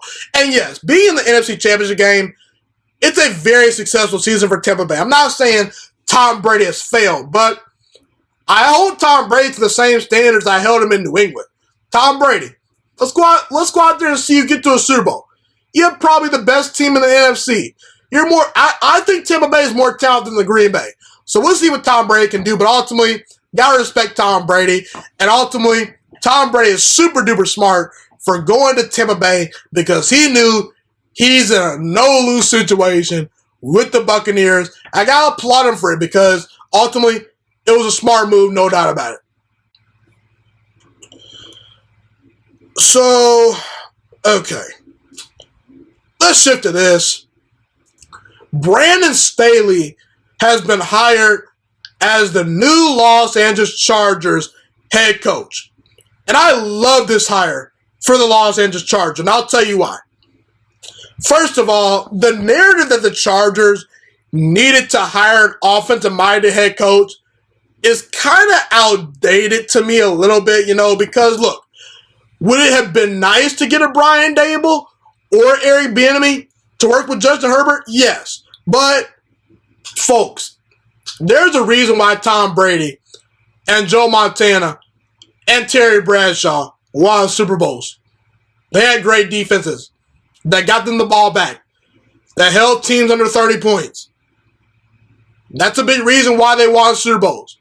Not because of offensive gurus.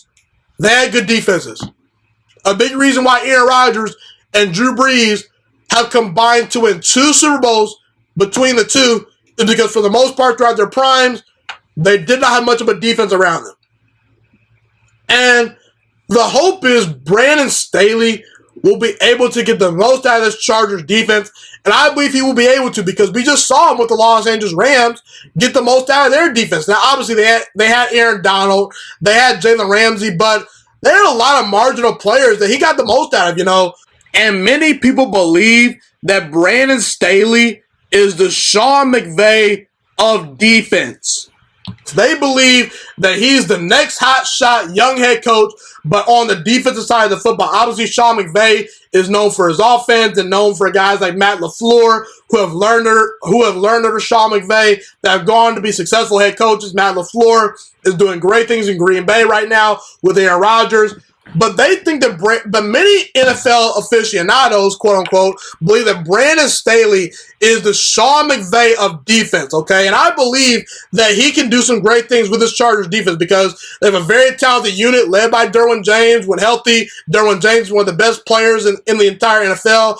On the defensive side of the football, he's one of the most valuable players in the NFL because when the Chargers when he misses games, the Chargers defense struggles. When he plays, they're one of the best units in all of football. Joey Bosa, really good. Jerry Tillery, really good player. They have really good players on their defense. Melvin Ingram, too. He's old, but he's a really good player, too.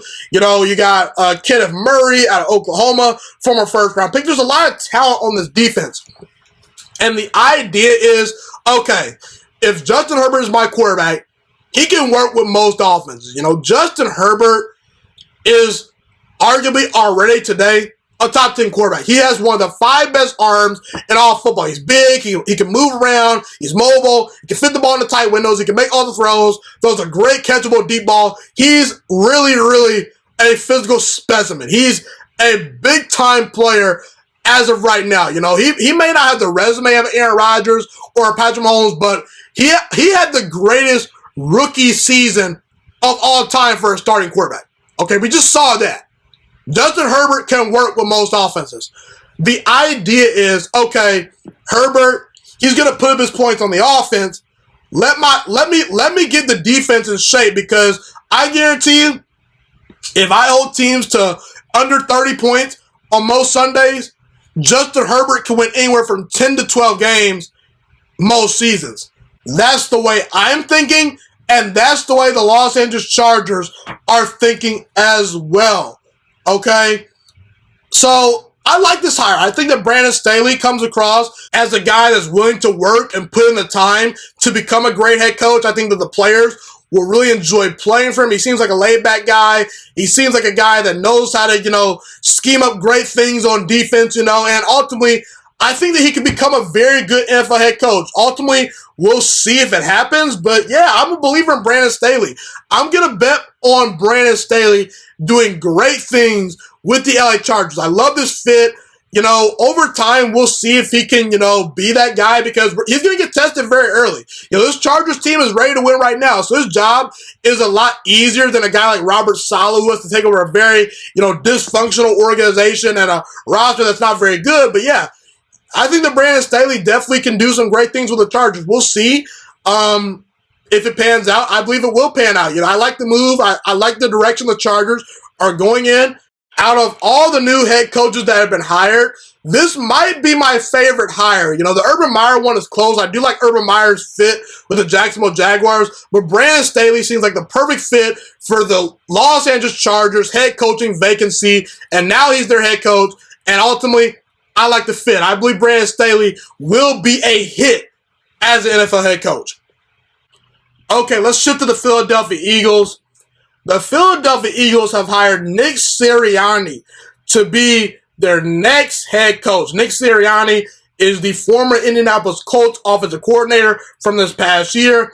And look, I don't hate this hire, but I don't love this hire either. I'm kind of in the middle with it, Look, Nick Sirianni did not call plays with the Indianapolis Colts this past year, but that's really not a huge knock on him. People get scared off when you say, oh, he didn't call plays. Well, Bill Belichick never has really called plays. Jimmy Johnson wasn't a great play caller, so you don't need to be a great play caller to become a great head coach. A head coach needs to be a leader of men, a leader of a 53-man locker room, and they need to win football games. So, look, I don't hate the hire, but I don't love it either. This all really comes down to this one deciding factor. Can Nick Sirianni get the most out of Carson Wentz and Jalen Hurts? Because it looks like that's what he was brought in to do, because obviously Frank Reich used to be the offensive coordinator for the Philadelphia Eagles, and Carson Wentz, when he was the offensive coordinator, put up MVP numbers, lit the league on fire, showed great promise and potential. And Carson Wentz, ever since Frank Reich has not been by his side as the offensive coordinator, he's gotten worse and worse and worse as a quarterback.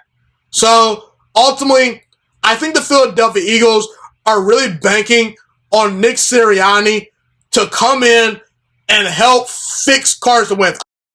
I just don't really know where Carson Wentz's head is at right now. Ultimately, he played bad this year. He's going to really have to prove me wrong at this point going forward. I never was the biggest Carson Wentz fan, but now I'm really at ease with Carson. I'm really uneasy with Carson Wentz. I don't know what's going on with him. I don't know why he fell off so badly. People could talk about his lack of supporting cast, but I look at Joe Burrow, I look at Justin Herbert, I look at Deshaun Watson, and those three quarterbacks did not have a lot of support around them. They still put up great numbers and balled out this year. So, if you're Philadelphia, because you paid Carson Wentz so much money, because you're virtually stuck with him, because that contract is not necessarily untradeable, but very hard to, get away from, you need to find a way to try to get the most out of Carson Wentz, okay? Or either Jalen Hurts. So, I like the fact that they're going with a guy that can potentially help out their quarterback room. And the one other thing that I will push back on Philadelphia is, I will say this. I hope they did not hire Nick Sirianni to be the yes man for Howie Roseman. Because Howie Roseman, he's a bullish guy. He likes that power. He's not drafted well as of late. And ultimately, I think Howie Roseman is the biggest problem in Philadelphia right now, because he's not drafted well, this roster's not good, and he's the GM. He's in charge of putting the talent on the field. He's in charge of evaluating these players. He's in charge of these contracts. He's in charge of hiring these head coaches.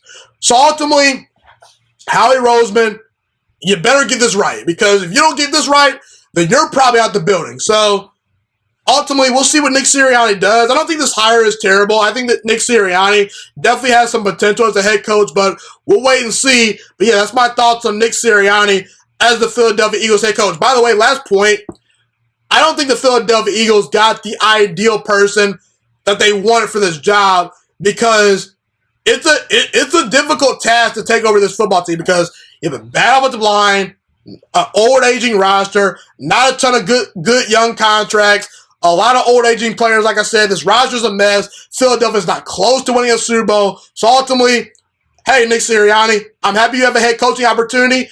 I wish you the best, but your job is kind of hard, man. So we'll see how he does. But I actually don't feel terrible about this hire. We'll see how it goes. That's my thoughts on Nick Sirianni going to Philadelphia.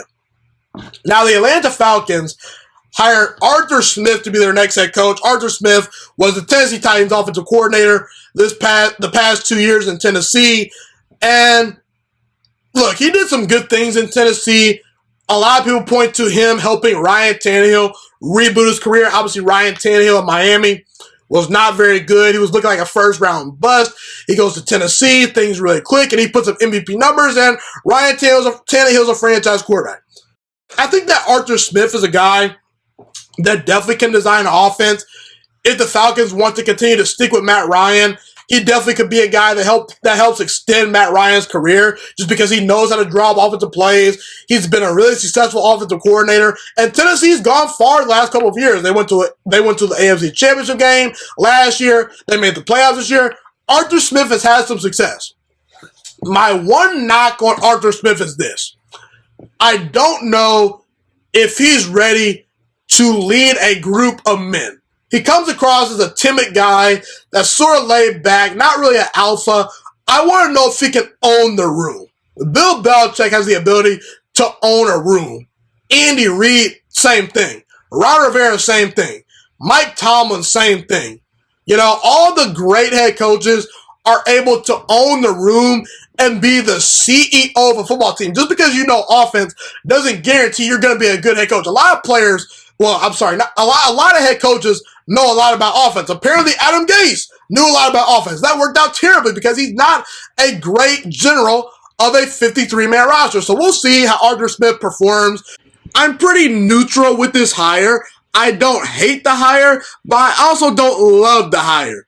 He feels like the Atlanta Falcons head coach. I do think that he has a chance to maybe be an upgrade over Dan Quinn. Obviously, you have to look at what an upgrade over Dan Quinn is. You know, can he get the Falcons to a Super Bowl? Probably not. But ultimately, in the whole totality of Dan Quinn's time in Atlanta, I felt he underachieved. We'll see if Arthur Smith can overachieve. But that's how I feel about the hire. Best of luck to Arthur Smith. We'll talk about Dan Campbell. So Dan Campbell is now the head coach of the Detroit Lions. He's the former assistant coach with the New Orleans Saints. He's been a tight ends coach in the past, and he also served as the interim head coach for the Miami Dolphins. And all I'm going to say is this. Detroit, this better work. Because you guys committed 6 years to Dan Campbell. Because Dan Campbell was not going to take the job unless he was given 6 years in his contract. So the Detroit Lions committed 6 years to a guy that I'm not sure is going to be a great head coach. So ultimately, Detroit, it better work. But by the way, I do applaud Dan Campbell for expressing that he wants power here, because there's been a lot of dysfunctional organizations that have moved on from head coaches way too early. You know, dysfunctional organizations at times just say, hey, we'll fire the head coach and it's a quick fix. No, you need to fix the quarterback. You need to fix the roster. You need to actually allow the head coach to establish a culture. So Detroit's done a lot of things wrong as far as the hiring of head coaches over the past couple of years. They chose Matt Patricia over Jim Caldwell. And look, I believe Dan Campbell is going to be an upgrade over Matt Patricia. I actually don't hate Dan Campbell. I don't know much about him, but look, a lot of people gave Dan Campbell a lot of flack for his press conference where he was this fiery guy with a big chest, and he said, we're going to punch you in the mouth, we're going to kick you down, we're going to bite your kneecap off, whatever he said a bunch of crazy, weird things, and ultimately, look, am I a huge fan of that? Not really, but what you can say about Dan Campbell is this. He seems to be very passionate about being head coach of the Detroit Lions. Matt Patricia, I questioned his work ethic. So we'll see how Dan Campbell, prevails in Detroit. He's going to have to earn the respect of the players very, very early, in my opinion, because if you're running these guys all over the field, having these hard practices where you're teaching discipline, being hard-nosed and tough, that's all cool and dandy, but when that's not working, the players aren't going to want to buy in. So I wish Dan Campbell nothing but the best. I could see him becoming a successful head coach one day, but only time will tell. That is how I feel about Dan Campbell and him being the next Detroit Lions head coach. Okay, everyone, I'm going to actually end the show by talking about the NFL playoffs. We'll preview and break down the AFC Championship game between the Kansas City Chiefs and the Buffalo Bills and the Tampa Bay Buccaneers versus Green Bay Packers. I'll play that episode back and we'll get out of here. So let's do it.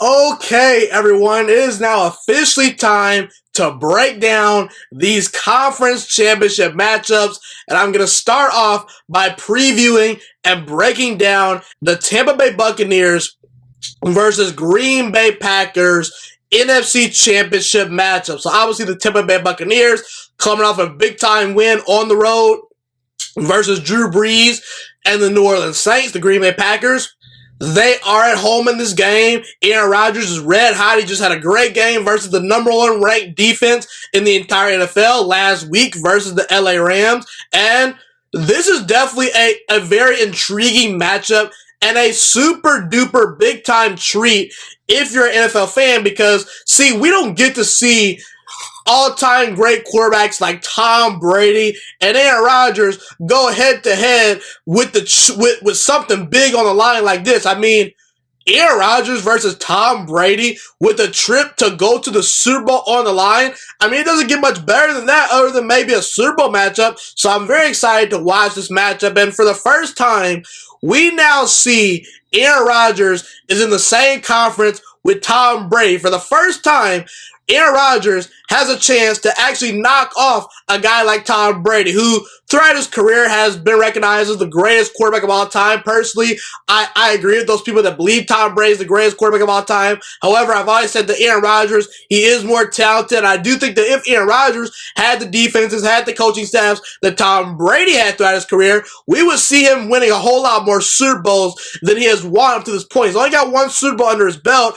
I attribute his lack of Super Bowl victories to bad coaching, not great defenses around him, etc., etc. Well, now Aaron Rodgers actually has a pretty good squad around him, okay? You look at the Green Bay Packers, they've got a really good offensive line, they've got a solid running game led by Aaron Jones and Jamal Williams and A.J. Dillon. Devontae Adams is a star wide receiver. The defense has continued to get better and better as the season has gone on, and Green Bay this year has 7 Pro Bowlers, including Aaron Rodgers. Now, the one thing I will say about Green Bay is this.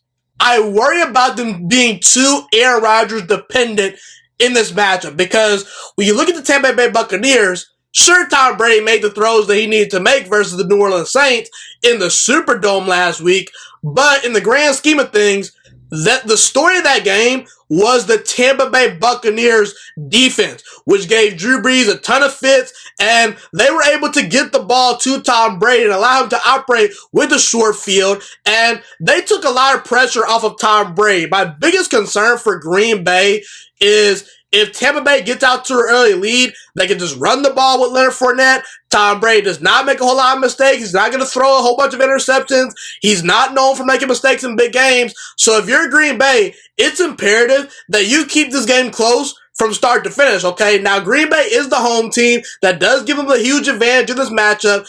It's obviously going to potentially maybe be snowing. It could be snowing. It's going to be around, I believe, 21 degrees. So that definitely helps Green Bay in this matchup. I do think Tampa Bay has the more talented roster just from top to bottom. But I'm going to pick Aaron Rodgers and the Green Bay Packers to pull this one out at home. Last week versus the LA Rams, I gained a little bit more confidence in the Green Bay Packers because their defense stepped up when they needed to step up. The offense picked apart the number 1 ranked defense. They were able to run the ball effectively versus a very good LA Rams defense. They were a balanced football team last week. And I do think that Aaron Rodgers is the difference in this matchup. As great as Tom Brady is, Tom Brady's 43 years old. He's going to be going on the road. The team is a sunny weather team, that team being the Tampa Bay Buccaneers. Obviously, Rob Gronkowski and Tom Brady have had a ton of experience in cold weather games, but how will Mike Evans respond? How will Chris Godwin respond? How will that defense respond? And as good as the Tampa Bay Buccaneers defense has been all year, led by Todd Bowles and a really good defensive coordinator, they have the 21st ranked pass defense in the NFL. And I think if Green Bay gives Aaron Rodgers the right amount of time that he needs in that pocket, he's going to pick the Tampa Bay Buccaneers defense apart. And I think that due to the fact that Tampa Bay absolutely destroyed Green Bay in their first matchup dating back all the way to week 6 of the 2020 NFL season, the Green Bay Packers lost that game 38-10 to the Tampa Bay Buccaneers. Was not even close. That could have been the worst thing to ever happen to the Tampa Bay Buccaneers in the grand scheme of things, because I guarantee you, Aaron Rodgers, he's not going to have one of the worst games of his career. I guarantee you, Matt LaFleur is going to make adjustments. I guarantee you, Aaron Jones is going to be much, much better. I guarantee you, Green Bay is going to look at that film and they're going to dissect things. They're going to say, what do we do well? What do we do wrong? Let's fix this. And I believe ultimately Green Bay wins the game 30-28. I do think Tom Brady and this Buccaneers offense will have some success versus Green Bay's defense. I'm not a huge believer in that unit up to this point, but if Aaron Rodgers is hot and the defense can get just enough stops, I believe Aaron Rodgers will pull this one out, okay? So I'm going to take the home team. I'm going to take Green Bay to win this game. Give me Aaron Rodgers at home. I just think that this year, there's just something different about Aaron Rodgers. It seems like this year he's playing the best football of his career, and ultimately it just seems like Aaron Rodgers is going to find a way to make the play of the game in this matchup versus Tom Brady and the Tampa Bay Buccaneers.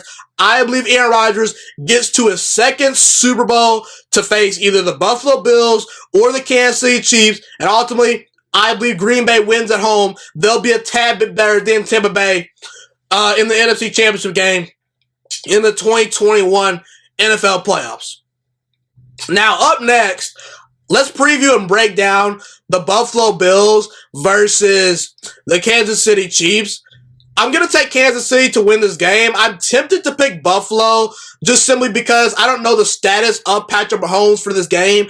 I do believe Patrick Mahomes is going to do everything in his power to play in this matchup versus the Buffalo Bills. He obviously got dinged up in the Cleveland Browns game last week, a game where the Kansas City Chiefs barely escaped and won that game. I do expect Patrick Mahomes to play. If Patrick Mahomes doesn't play, I'm taking the Buffalo Bills. As good as the Kansas City Chiefs' weapons are, I don't think a team led by Chad Henne is going to beat this Buffalo Bills team, because you look at Josh Allen, he's really, really good. You look at that offensive line in Buffalo, it's really, really good. You look at that defense, they're red hot. They just shut down Lamar Jackson and a very good Baltimore Ravens offense. And Sean McDermott is a really good head coach, okay? But ultimately, it's just one of those things where until Kansas City loses up to this point, I just can't bet against them right now. You know, maybe I could bet against them versus Aaron Rodgers in a Super Bowl or Tom Brady in a Super Bowl, but Josh Allen and the Buffalo Bills, this is their first time being on this big stage. Patrick Mahomes, Travis Kelce, Tyreek Hill, Andy Reid, they've been in this spot before. And I just think their experience overall is going to really help them in this matchup versus the Buffalo Bills. Now, I do think Buffalo is actually a pretty, what's the word I'm looking to use in this situation? Let's start over. I think Buffalo matches up well with Kansas City. I'll tell you why. Because Kansas City's secondary on the back end is not great. Now, when you look at Juan Thornhill and Tyrann Mathieu, those are two stud safeties, okay? But ultimately, outside of Tyrann Mathieu and Juan Thornhill, those quarterbacks are very suspect, and I just worry a tad bit about how will Kansas City take away Stephon Diggs? How will they take away Gabriel Davis? How will they take away Cole Beasley? And if Josh Allen is given time to throw, he will light the Kansas City Chiefs up. But ultimately, I just think that Buffalo relies a little bit too much on Josh Allen to make plays. Now, last week, the Buffalo Bills defense stepped up big time versus Lamar Jackson. So ultimately, Josh Allen's kind of mediocre performance didn't really matter in the grand scheme of things. But listen, Buffalo, I dare you to put up 17 points versus Kansas City, and I dare you to go out there and try to win that ball game. You at least probably need to score 28 to 30 points at the bare minimum to beat the Kansas City Chiefs, because I think Patrick Mahomes and this offense are going to put up points. They're going to run the football effectively. They're going to get Patrick Mahomes time to throw, and ultimately, even if Patrick Mahomes is not quite 100%, he's still arguably the best player in the sport. So it's one of those things where I trust Patrick Mahomes to make a play or two in this game that Josh Allen just flat out doesn't make. I trust Andy Reid a little bit more than Sean McDermott, and I believe Kansas City playing at home, having that big game experience versus a very good Buffalo Bills team, I believe Kansas City gets it done. I actually picked Green Bay to beat the Tampa Bay Buccaneers, so I believe we'll get a Patrick Mahomes versus Aaron Rodgers Super Bowl matchup. Give me the Kansas City Chiefs defeating the Buffalo Bills somewhere along the lines of, I don't know, 27 to 33. 27 to 33, Kansas City over Buffalo in this matchup. That's my prediction for the 2021 AFC Championship game, a game that will decide who goes to the Super Bowl from the AFC. My pick is Patrick Mahomes and the Kansas City Chiefs. Well, everyone, that's pretty much all I have for the show today. Thank you so much for tuning into this episode. Have a God bless day, everyone. Stay safe, and I'm Ghost. Thank you so much for watching this video today. Please also note that the Juice Alert Sports Podcast is not just a YouTube channel. It is available on all podcasting platforms, including Spotify, Google Podcasts, iTunes, and Apple Podcasts. Also, if you enjoyed this video, be sure to like, comment, subscribe, and share this content with all your friends. This podcast is my favorite thing in the entire world right now. It is my passion. And I want more people to listen to this podcast. I really want this podcast to grow. Also, a fun fact about me is that I want to go into the sports broadcasting and media world once I graduate from the University of Toledo, a college in Northern Ohio. I am looking to become one of the next great sports broadcasters and analysts out in the world. And I potentially would like to start my own network if this podcast really truly grows. Or if I fall short of that goal, I would love to work for a big time network like ESPN or Fox Sports 1. I am open to all networks. So if you believe in my dreams and you see or hear my passion through the screen, be sure to tell all your friends about the Juice Alert Sports Podcast. Stay motivated, you guys. Have a God bless day, and I'm out.